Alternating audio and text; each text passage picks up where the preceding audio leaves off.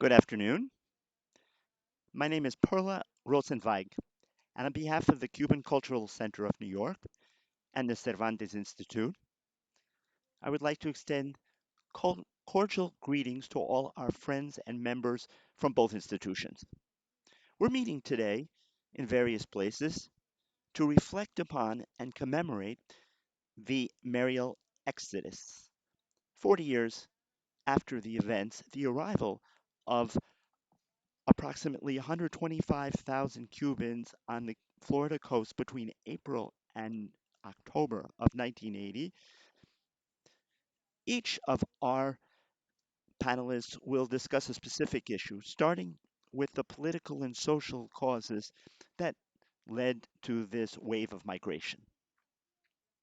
Their participation in the workforce has been amply demonstrated over the last 4 decades. But what we're going to discuss today is what their contribution was to plastic arts, literature in its various genres, and other artistic displays of Cuban culture. We'll also see some of the segments of films and documentaries, which will show us the image of Marielitos from various perspectives. I'm now going to give the floor to journalist Mirta Ojito, the author of Finding Mañana, a memoir of a Cuban exodus. Mirta and her parents were among those 125,000 Cubans who arrived from Mariel.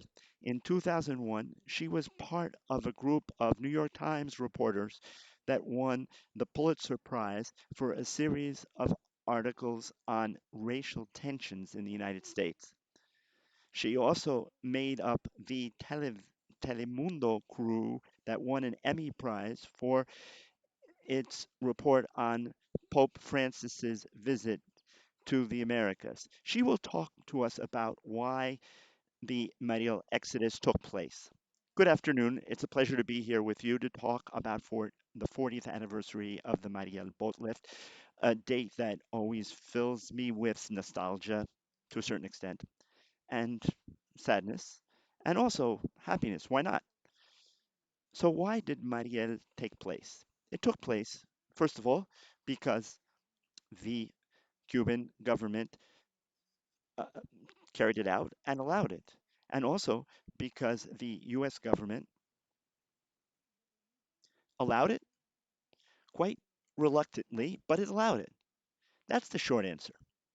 The longer and more accurate answer is that Mariel took place because the Cuban people, for the first time, or at least a large part of the Cuban people, took their future, took their fate, took their destiny in their hands,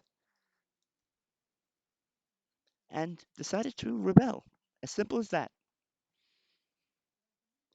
For many years, the people were anxious for liberty. A large part of the people, I should say, not everybody thought the same way, not everybody thinks the same way, but a large part of the Cuban people for years was were anxious for freedom.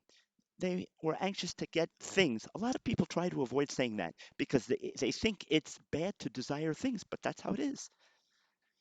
People can also be somewhat materialistic and they wanted things. They wanted things that they saw that other people had. Above all, once the Cubans from the exile, the so called community abroad, or the worms that had been converted into butterflies began to arrive in 1978, in 79. Remember that more than 100,000 Cubans went to the island in 1979. Those visits of Cubans who were laden down with gifts, laden down with stories, but above all, laden down with love for their family and for their country, changed the history of Cuban, changed the narrative of the Cuban government. They were no longer traitors or worms. They were Cubans just like we were, who came back. They came back happy, well fed. fat, showy, showy, uh, happy with their stories of visits to Paris, to the Disney World, of the cars that they were driving, the money they had in the bank, with photos of their life in New York, in New Jersey, in Connecticut, in Florida. And all of a sudden, we realized that everything that had been told to us for practically 20 years was a lie. So, and those who still believed stopped believing. And those who no longer believed said they were right. My family never had lied to me. That created a sort of dis- generalized despair in a large part of the population, and people started to look for a way to leave the country. There was there were no ways to get out. There were a few countries that would grant visas to leave the country, above all and least of all the United States. It was very difficult to get out of Cuba with a visa. The sea was not always an option. Not everyone was courageous enough, or no, not everyone had the possibility of getting on a ship to leave the country.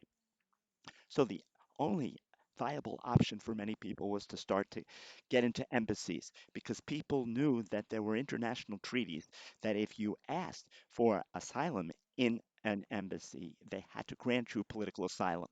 At the end of 1979, there were more than 100 people in some embassies. In 1980, they started to get into the Peruvian embassy until, as you know, a bus drove in with 6 people into the Peruvian embassy. The government asked the then Peruvian ambassador to return those 6 people. Ambassador Pinto refused. The government withdrew the guards, and more than 100,000 people, excuse me, more than 10,000 people uh, actually ended up in the embassy in less than 48 hours. That created an international crisis. And so then a Cuban who was a used car salesman in Miami, Napoleon de las Boas, had the felicitous idea of going to the Cuban government and making the following proposal. He said, the Cuban people are very much interested in their family. They're very family oriented. Let us to come to make a sort of boat lift. We'll look for our family members, and for every family member that you allow us, we'll take a person out of the embassy. We'll solve the embassy problem, and we will solve the family problem. The government accepted, because the government, of course, saw a political and social advantage to this, a way of solving its own problem of getting some problematic people off their backs. You have to understand the social context in which this was occurring, not just from the perspective of the Cuban government, but from the point of view of the people. In the 70s in Cuba, although there are many people who think that shortages in Cuba began once the Soviet Union stopped subsidizing the Cuban economy. In reality, in Cuba, there were many shortages practically from the outset. The 60s and 70s were very difficult years in Cuba. There wasn't famine, but there were shortages. There was bread, but there wasn't fish. On an island, there was no way to find fish. People had to wait in line. They said there was soap, and then there was no soap. There was vanilla ice cream, but not strawberry ice cream. It was impossible to find certain things, just the way certain stores in the US don't have toilet paper. So it was difficult. You'd wait for 3 hours and there were no potatoes. It was it was a life of shortages. The lights went out constantly. The country was experiencing an awful situation. The government must have thought, if I let some of these people out, some of the people who are complaining about the situation, I'll alleviate the internal pressure. In addition, people wanted to leave precisely because of that situation. So it was, as we say in English, a win-win situation. Aside from that, there were there were some people the government wanted to get rid of. Who were those people? intellectuals who were causing problems for the government, but in addition, why not? There were some criminals. Not as many criminals as has been said. They weren't the majority of the Marielitos, about 7 to 10% of the population.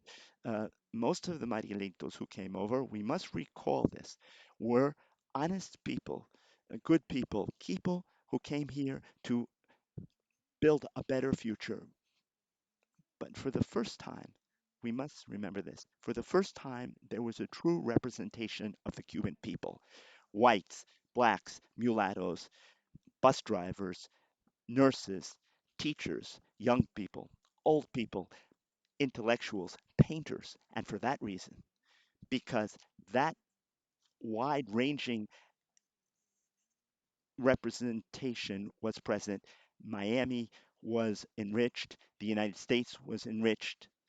In a word, in general terms, Mariel changed the history of Cuba, changed the history of Miami, and to a certain extent, changed the history of the United States. I'm sure that other panels will discuss this in greater detail. I wish you a marvelous conference and a happy 40th Mariel anniversary for all the Marielitos who are listening to us. Thank you so much. Thank you, Mirta, for providing the historical context and for pointing out the socio-political causes of the Mariel exodus. Our second panelist is Gustavo Valdés. He's an independent curator, an editor, and an art collector. He's published The Color of Words, an interview with 32 Cuban artists. He co produced the documentary Sistry, a portrait of the producer Ricardo Vega. He co edited the Hugo Consuegra monography, and he just co edited another work. He's going to show us a sampling of plastic art of some of the Mariel artists.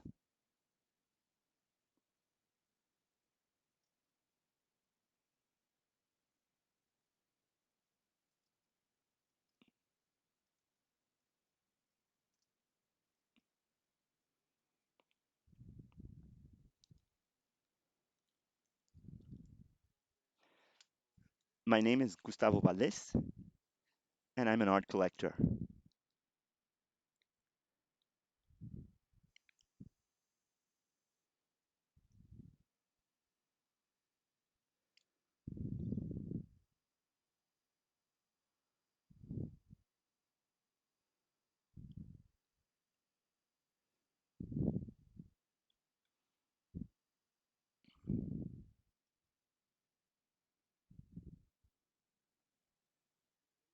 Welcome to my personal space, from where I will share with you some of the works, anecdotes, and reminiscences of a group of Cuban artists called the Mariel Generation. This presentation should have taken place in the Cervantes Institute Auditorium in New York under the sponsorship of the Cuban Cultural Center of New York. My thanks to both, to the center and to the Cervantes Institute, for their commitment to continue promoting visual arts and literature, above all in difficult times that we're experiencing because of the pandemic that is affecting humanity. But to go back to tonight's theme, Mariel is the best term to refer to that social and historical event, that massive exodus that took place in 1980, through which more than 125,000 Cubans reached the U.S. coasts. I'm going to focus my presentation on a group of distinguished artists who came as part of that exodus. It's a special group for me because with them I've worked on different exhibitions or projects in my capacity as an independent curator and as an art critic. This is a brief, informal presentation. As I said before, it doesn't include all of the artists of the so-called Mariel generation, but rather that's more reduced group that is very special for me. This is a small group of great, extraordinary creators who shared and who continue to share with me their passion for art, for beauty, and for freedom. Carlos Alfonso is perhaps the most well known of the Mariel generation painters. His work was consolidated in 1991 when the Museum of American Art in New York uh, included some of his work. His work is filled with personal textual symbols which seem to be in constant movement, as if they were small elements in a large maelstrom.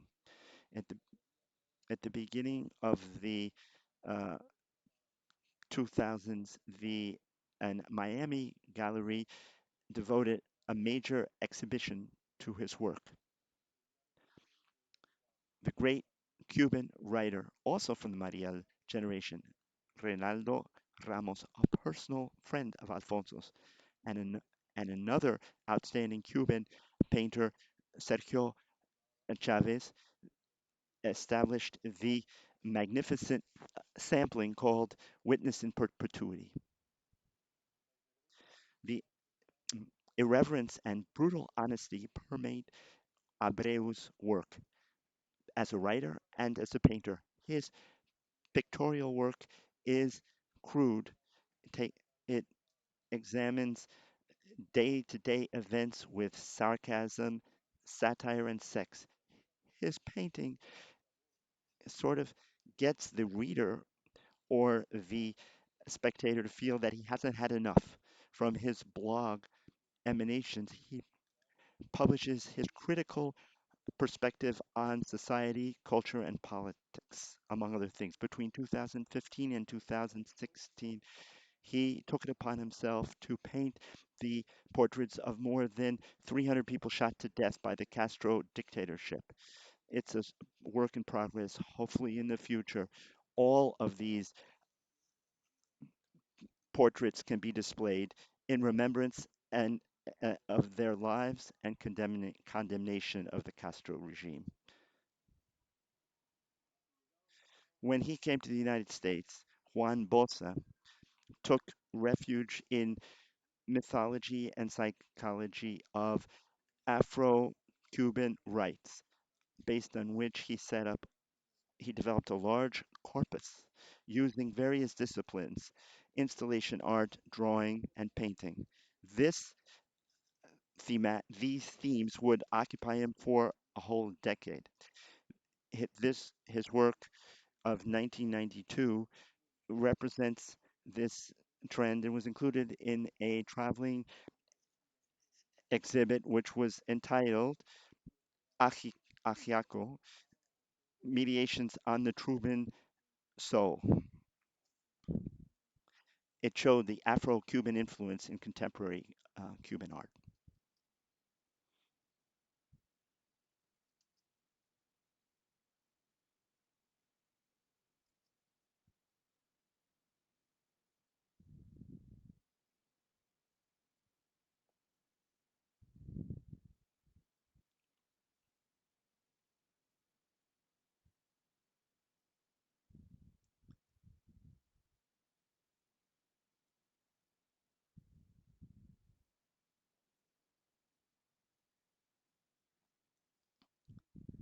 Victor Gomez is a distinguished, well-known painter and engraver. His graphic work, his monotypes, his silkscreen paintings, and all the different types of engravings have received various international and national prizes. His reputation as a print master has earned him artistic residencies both in the United States and in Asia. Gomez received well-deserved credit for promoting the work of Cuban artists from his studio, Miami Press. Numerous important Cuban artists passed through his studio and produced all sorts of engravings. These three screen printed works are part of a biographical portfolio which celebrates his long record in graphic arts. Laura Luna is in the avant garde, and it's the avant garde of an art that celebrates everything about women and about humanity. Her very personal and unmistakable style in drawing female figures who were voluptuous, sensual, and sure of themselves seems to emanate from an inexhaustible fount of inspiration. At times, her narrative underlines the spiritual. Other times, her existential concerns. Her women are virgins and saintly, and these they are solitary women who co- coquettishly engage with their surroundings. Laura Luna is an indispensable drawer, installation artist, and ceramicist. In a recent conversation with Domingo Cotejo, the collector, who uh, took me to meet Michelson on a trip to San Francisco, we agreed that more than a primitive painter, as people have tried to pigeonhole him, he is a Baroque painter. His exuberance of forms illustrate are the best examples of the so-called Havana School. A cultured man, he drew his work on his memory of his childhood in Cuba. Colonial architecture, folklore, along with Mr. Montejo, I have very pleasant memories of my visit to Michelsen. His recommendations for visits to galleries during our trip, his keen sense of humor, his broad smile, his vast generosity. I took this photo from Gilberto Ruiz's Instagram account, taken at 29 when he achieved his freedom. I'm sharing it with another portrait of him dated 1982, which was a gift by the artist to illustrate the interview that I wrote and published that year as part of my collection, The Color of Words Interviews with 32 Cuban Artists. Ruiz is one of the most significant artists of the Mariel generation. Ruiz is a drawer, a painter, and a great observer of his surroundings and his interior world, a world filled with graceful images. He approached surrealism, but he never let himself get trapped by movements, styles, or artistic tendencies. His art is in constant development.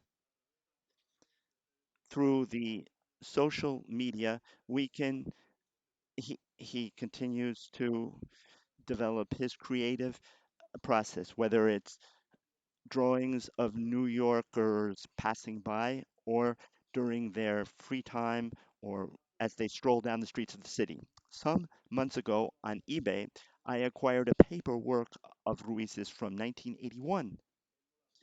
He didn't recall it well. He didn't know where it ended up. Now he does.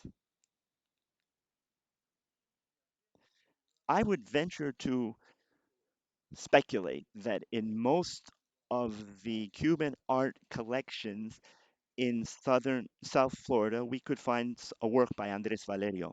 Valerio is a consummate paper, the possessor of an intimate language of voices and murmurs that take us poetically from the past to the present, to the real, from the real to the unreal. After many years of figurative painting, he went into abstract art, and when he went back to figurative painting, he came out with portraits such as "History did not absorb you," a judgment of the cheap arrogance of the first Castro.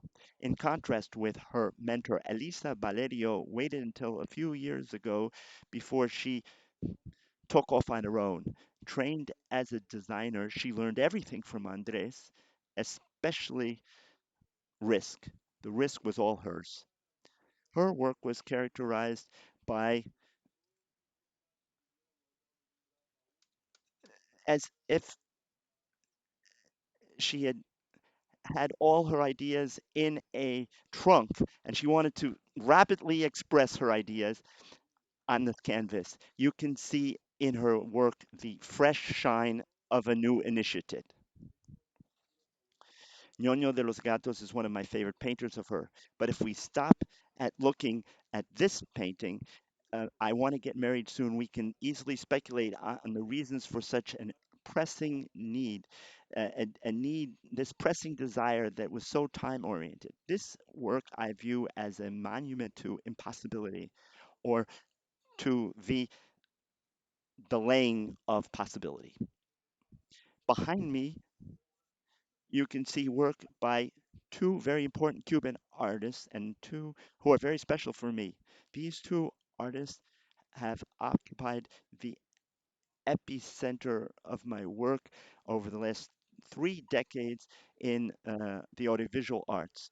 We have a large size triptych entitled Now You See It, Now You Don't by Jesus Selgas. And continuing this, uh, this blind man's buff game, you can see uh, works on my left and right by the geometric pioneering artists of Cuban optic art who recently died, Ernesto Briel.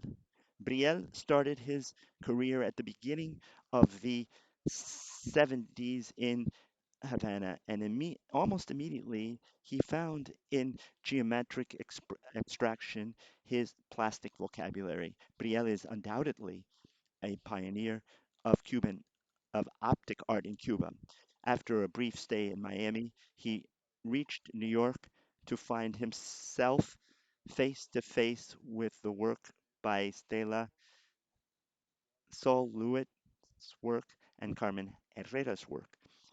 Precisely, he exhibited in 1992 with Carmen a, a few weeks before her premature death. It was in New York where he changed his work. He drew distant from pop art and he began to paint using his formal background. His works would be influenced by architecture and the environment of the city. He used dark, opaque colors in contrast with metal tones.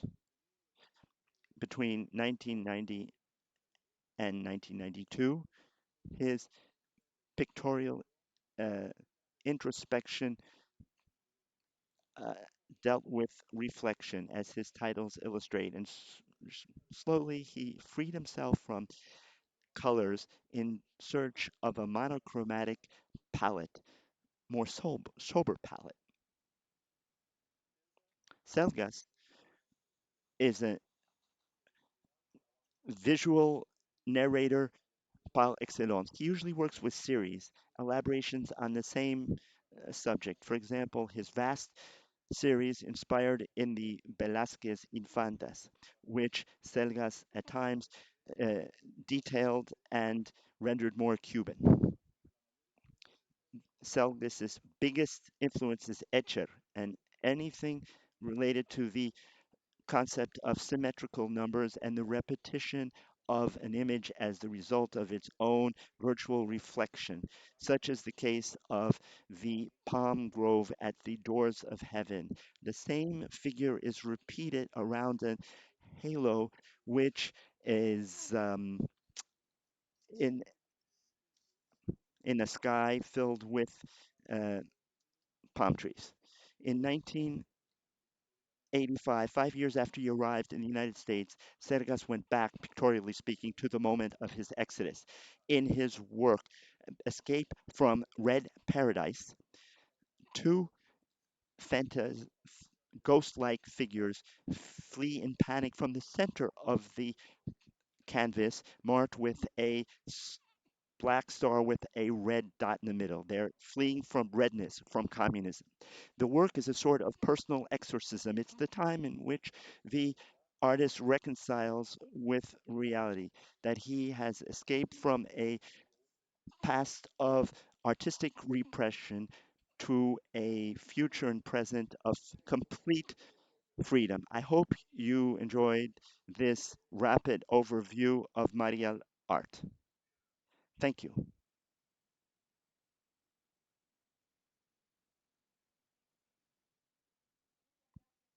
Thank you, Gustavo, for that spectacular sampling of paintings. Our next panelist is Miguel Correa Bonita. Miguel wrote the novels On the North of Hell and The Fury of Human Discourse. He wrote the play entitled The Interview, and he was a contributor to the Mariel magazine. Miel will greet us, but because of health reasons, Reynaldo Garcia Ramos will read his presentation. Both Miguel and Reynaldo came through the Mariel Exodus. Good afternoon. I'm Miguel Correa, one of the few writers who is still alive after the Mariel Exodus, which today is celebrating its 40th anniversary. And thanks to the Cuban Cultural Center of New York and to Perla Rozencvaig for this opportunity. They are allowing me to express myself. Hi, my name is Miguel Garcia Ramos, and we are um, shooting this video in Miami Beach. We're all in lockdown because of coronavirus, and you know the rest. I am very happy to shoot this video for the activity of the Cuban Cultural Center of New York in order to commemorate the 40th anniversary of the Mariel Exodus.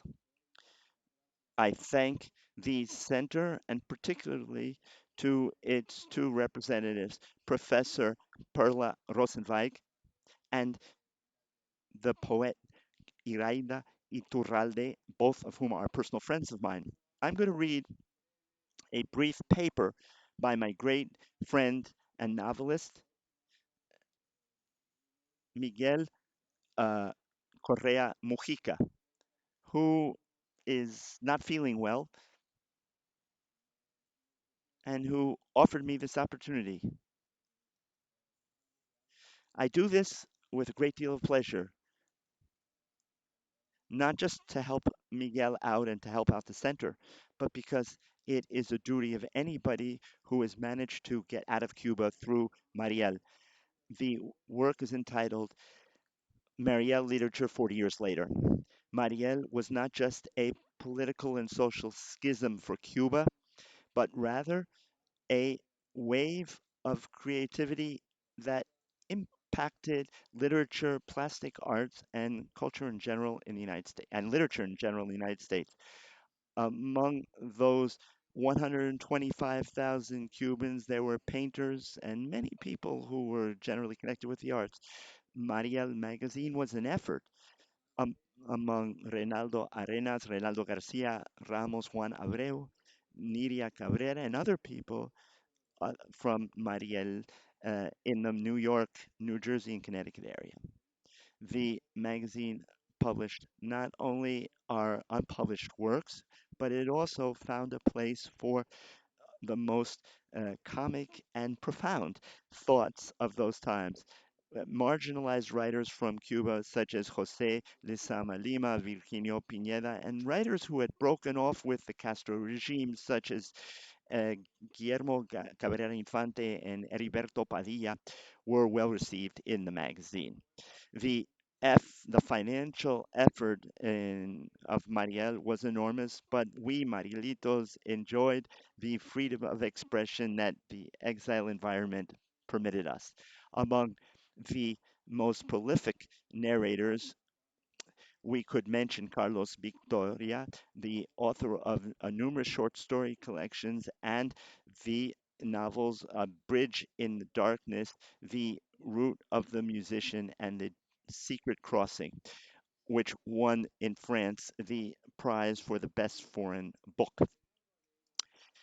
Reinaldo Arenas is undoubtedly the most well known figure in the group, with novels that were already published, such as Celestino Before Dawn. And he rewrit, he rewrote in exile the four remaining works of the Pentagonia, a story of the social decline of Cuba in the 50s. These works had been confiscated from him on the island, along with the novel The Doorman. There's no doubts that he made forays into all literary genres, poetry, uh, theater with the work uh, The Chase, the book of essays, A Need for Freedom, and various short story collections. Uh, in Arenas gave us all his support, experience, and wisdom.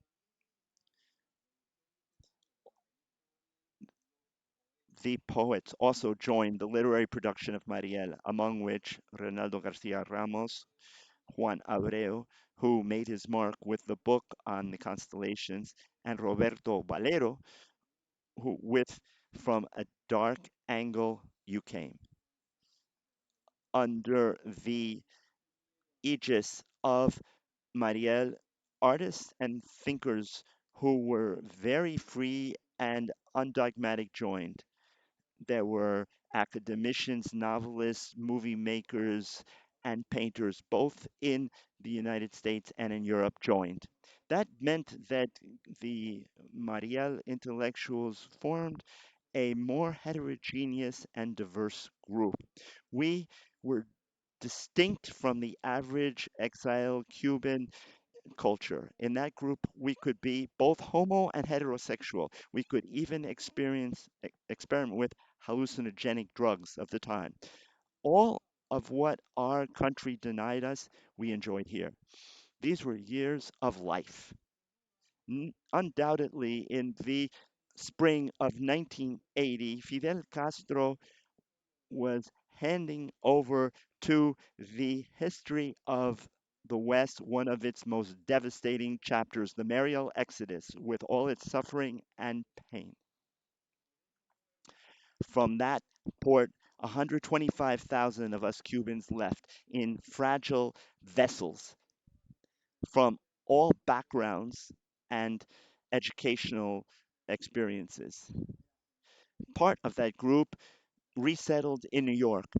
The universities from the region offered scholarships to the students who came through Mariel. New York University offered me a scholarship to complete a doctorate in Hispano American literature, and Georgetown in Washington, D.C. allowed Roberto Valero to do doctoral studies in Hispanic letters.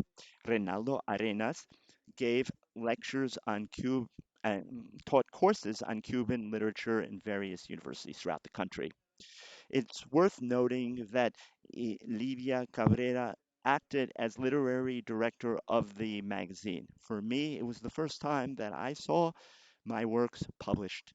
In 1984, I won the Jesus Castellanos Prize organized by the CV Publishing House. That work on the North of Hell was published under those circumstances. Ma- and Mariel and Mariel uh, chapters of the book were published, which were impregnated with caustic humor. I also won the Cintas Prize in Literature, and under their auspices, I wrote The Fury of Human Discourse, the Odyssey of a child born in the midst of the whirlwind of the Cuban Revolution. I wrote Also, the interview dealing with the entanglements confronting an elderly woman in the Social Security office.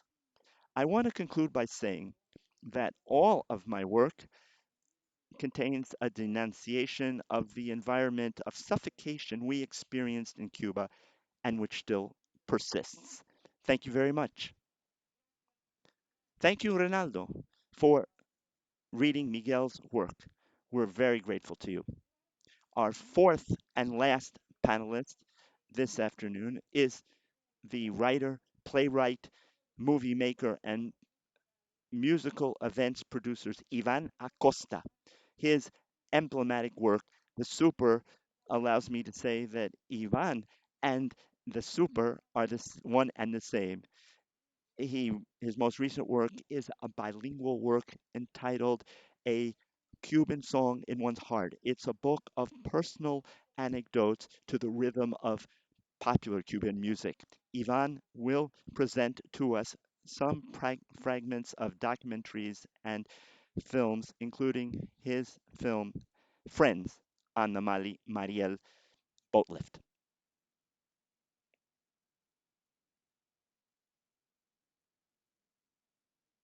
A lot has been written on the Mariel Exodus novels, plays, multiple academic essays, in a word, and documentaries. And there have been full length features such as Scarface, which was produced by Hollywood, the film on Ricardo Arenas' last novel, Before Night Falls, and the documentary Beyond the Sea. Through these 40 years, since the Mariel Exodus, there have also been plays, novels, and many academic studies on this historic event that marked forever the Cuban exile community and, of course, the Cuban community on the island. The film Scarface, which was produced by a Hollywood studio, initially they used real footage from documentaries, the taking of the Peruvian embassy, the tent city, and the character played by Al Pacino with an accent he himself invented, somewhere between Italian, Polish, and an alien from outer space, which has nothing to do with the Cuban accent. Before Night Falls, I really believe is a fantastic movie. The main role was marvelously played by Javier Bardem in the role of Reynaldo Arenas. Those of us who knew Reynaldo, when we saw this film, were very much impressed by Bardem's performance. And Beyond the Sea contains some very powerful testimony. How did I get involved in the Mariel issue? I was in Miami one evening with my Argentine friend Gabriel Murcia, and we had gone to have a cup of coffee in the uh, coffee shop that's right outside the Versailles restaurant on 8th Street. It was about 1:30 in the morning, and all of a sudden a car pulled up, and four individuals, young individuals, got out. They were unkempt, they were poorly dressed, they were haggard, and there was a guy who got out with them, and all of them asked for a coffee, and I went up to them and I said, "Are you part of the refugees that just arrived in Key West?" And one of them said, Oh, yes, there are many more, many, many more. And the man who came with them, who was driving the car, said to me, thousands are on the way. Thousands and thousands are on the way. It turns out that that guy was Napoleon Villaboas. I think that's his name, who was a very important participant in the negotiations conducted between the government of the Cuban tyranny and Jimmy Carter's administration. From that point on, I had the idea to produce a film on Mariel, and chatting with my friend, the producer Marcelino Villares, we had been talking about producing a film in Guantanamo around those dates. We decided to make Amigos, Friends, a film dedicated to the Mariel boat lift, based on the arrival of one refugee in Miami and all the vicissitudes he went through, rejection, the paranoia which was created because, as everybody knows, on those ships that left Cuba, of the 120,000 refugees, there were criminals.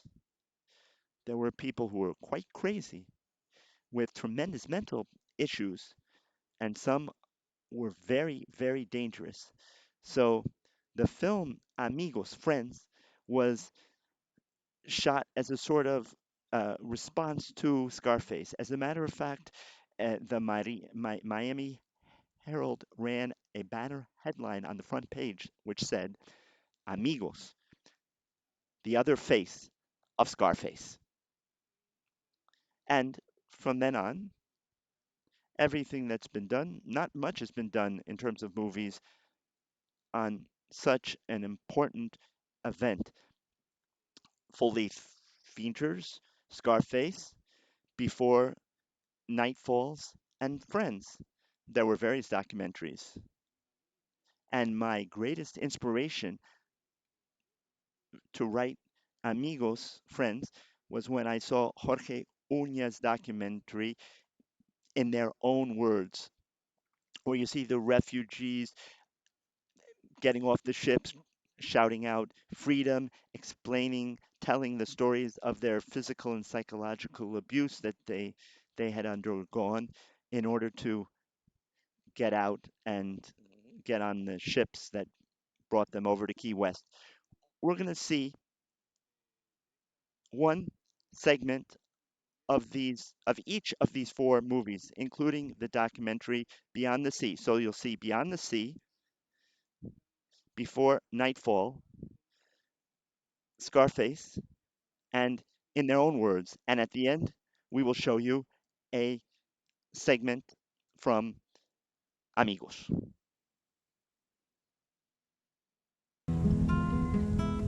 The following day we were taken to Mosquito. I don't know what to call it. Como un campo de concentración, vaya. Concentration camp is a very charged word. Eso era un campo de concentración. Como un campo de concentración era aquello. Es lo más parecido que puede haber un campo de concentración nazi. It looked like a concentration camp, and after all, a concentration camp is a camp where you concentrate a lot of people. Pasaron horas, pasaron 20 horas ahí mismo, parados, se tuvo uno que tirar en el piso a dormir, en el fango. No había ninguna comodidad ni nada. Y era como si lo estuvieran haciendo un castigo, ¿me entiendes? Porque ellos podían haber sacado a todas esas personas primero, ¿me entiendes? Y habían niños, habían de todo. Entonces te ponen en unas barracas, como en una unidad militar. Entonces, a lo largo del litoral habían perros, pastores alemanes, rodeando todo el lugar. It was quite ugly. It had a lot of green, olive green tents, but in a quite beautiful spot. It was facing the ocean. Entonces los ponían para un lado había los hombres, para otro lado había las mujeres. Y la gente pues defecaba en la hierba, no había comida, no había donde bañarse, no había nada. Allí le echaban los perros a la gente, le daban golpes. Allí pasamos, los mosquitos nos tenían, bueno, le dicen el mosquito, los tenían todos llenos de roncha. los perros estaban encima de las personas, alguna gente los sacaban de la fila, los desaparecían. Había gente que le partían la cabeza. No, dice, sácate todo lo que tenga en los bolsillos. Todo. Hasta el último centavo, todo de arriba. Tú no puedes irte de aquí con nada. And you couldn't take like any jewelry or anything with you, like they would frisk you completely. And it was kind of like, why would they care? El reloj, si tú tienes una sortija, todo tiene que soltarlo ahí. My mom's like wedding ring and stuff, she lost everything. The only thing that my parents have is like a gold little thing that you put on, kind of like cufflinks. Yeah, he's got that because my dad swallowed it, and they couldn't take it off him, obviously, because he swallowed it. O sea, el momento más feliz es cuando te decían, su carnet de identidad, échalo aquí. Eran unas cajas enormes, donde había miles y miles de carnet de identidad, y ya yo no era non persona. Ya yo dejé de ser cubano, ya no era nada. Eso era un limbo. El Mariel era un limbo. No estabas ni en Estados Unidos, ni estabas en Cuba.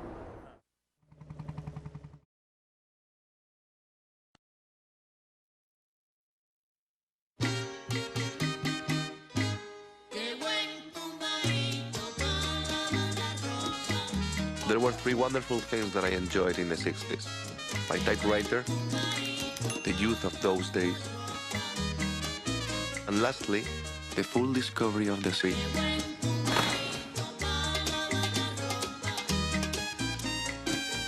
It was a time of change, of hope, of celebration, a time of revolution. People that make art are dangerous to any dictatorship. Artists are counter-revolutionary, and so you are a counter-revolutionary, Renown. Kevin Thomas of the Los Angeles Times calls Before Night Falls the best film of the year. You're under arrest. Why? Because I said so. Based on the true story of one man's dream of freedom and fight for survival. Before Night Falls confirms Julian Schnabel as a director of the first rank. Newsweek calls it passionate and powerful, heroic in scale, raves the New York Times. A visually stunning masterpiece. Johnny Depp gives a triumphant double performance. Winner, Best Actor, Javier Bardem, Venice International Film Festival. Winner, Best Actor, National Board of Review. Winner, Grand Jury Prize, Venice International Film Festival. Nominated for a Golden Globe Award for Best Actor, Javier Bardem explodes on screen in an astonishing breakthrough performance. My name for the moment is Reinaldo Arenas. I am a Cuban writer. I write and I survive. Before Night Falls.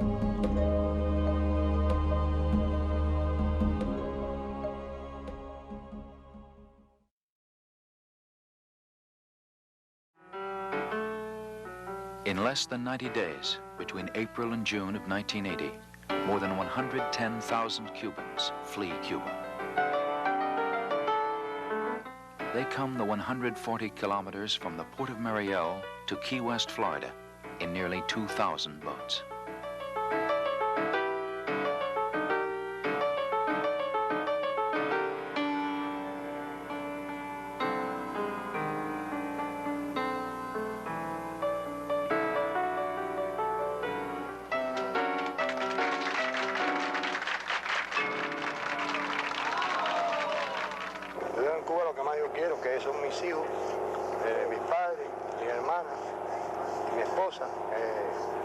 Sacarla del país. 21 años enterrado en vida y ahora pudimos lograr salir de ella para vivir feliz. El chamaquito mío, el hijo mío, me lo quitaron porque se enfermó y no lo dejaron salir.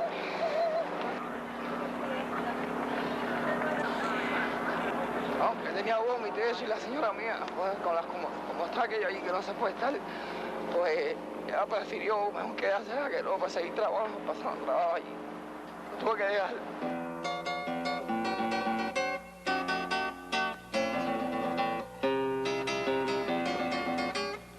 Why do they come? Why are there so many? How do they feel?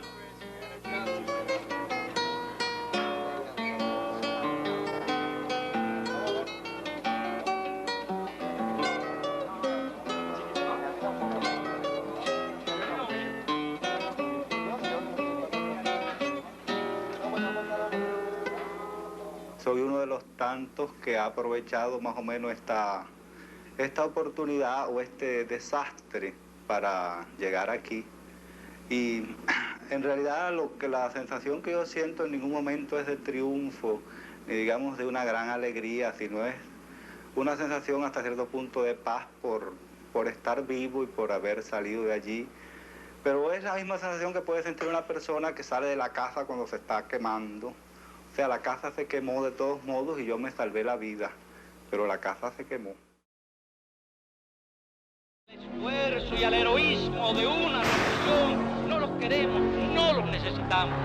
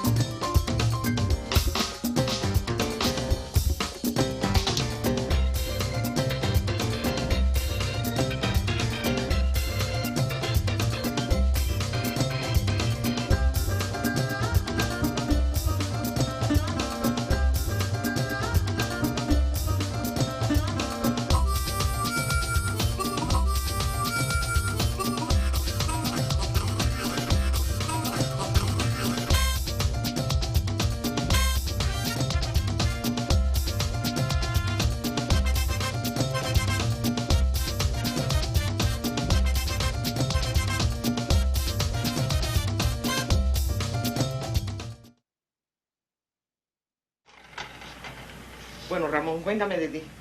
Me imagino, mi hijo, lo que tú habrás pasado. Bueno, como usted sabe, Cecilia, hacía varios meses que estaba en la calle.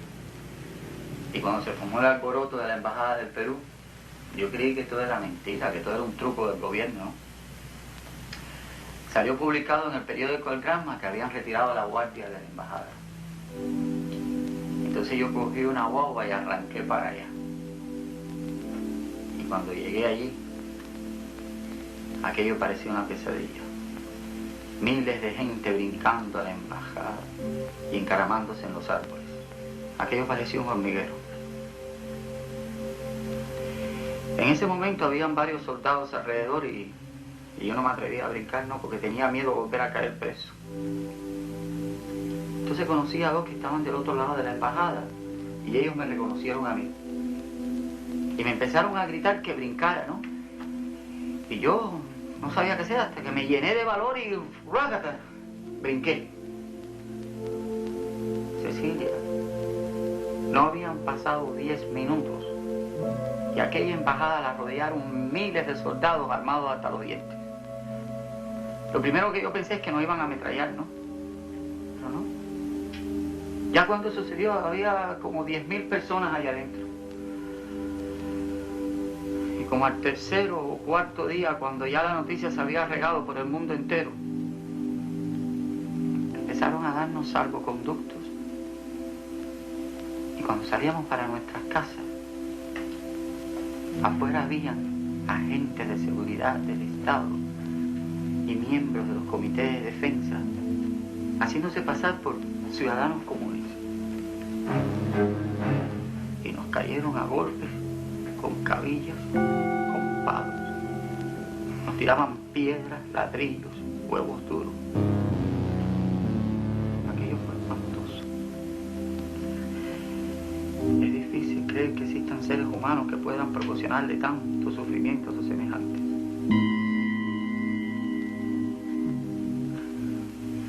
Una madrugada me vinieron a buscar agentes de seguridad del Estado y sin decirme ni una palabra me montaron en un camión y me llevaron para el Mariel. Luego lo que les conté anoche, ¿no? La espera, la incertidumbre, los perros, los maltratos. Buenos días por aquí. ¿Cómo dormiste, mi hermano? Bueno, estaba diciendo a Cecilia que como un lirón. ¿Va a desayunar, mijo? No tengo tiempo, bien. That's the story that I wanted to present to you in this effort by the Cuban Cultural Center, celebrating the 40th anniversary of the Mariel Exodus. Thank you so much. Thank you, Ivan.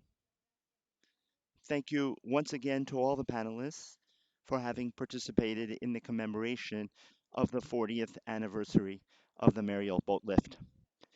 Those of you who wish to ask a question or express a comment, please write us at cubanculturalcenter.org.